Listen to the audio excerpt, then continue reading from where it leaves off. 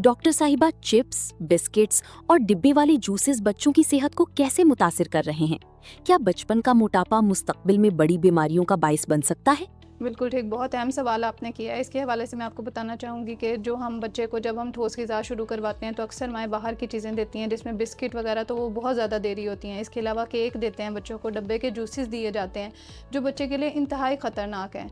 इस उम्र में जब हम बच्चे को ठोस ग़िज़ा शुरू करवाएँ तो हमें चाहिए कि हम अपनी माँओं को बताएँ कि बच्चे के लिए मुतवाज़न ग़िज़ा का होना ज़रूरी है, जिसको हम बैलेंस डाइट कहते हैं, जिसमें एक ख़ास मिक़दार में कार्बोहाइड्रेट, जिसको हम नशास्ता कहते हैं, ख़ास मिक़दार में प्रोटीन और ख़ास मिक़दार में जो है चिकनाई की ज़रूरत होती है, जिसको हम फैट्स कह रहे होते हैं।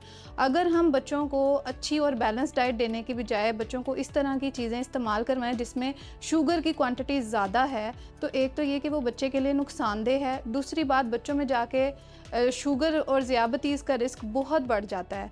और इस हवाले से मैं कहना चाहूँगी कि अगर आप किसी और का बच्चा देखते हैं और आपको लगे कि वो बहुत मोटा है और हेल्दी है, हर मोटा बच्चा हेल्दी नहीं होता। बच्चा वही हेल्दी होता है जिसको हम मुतवाज़न और बैलेंस डाइट दे रहे हैं।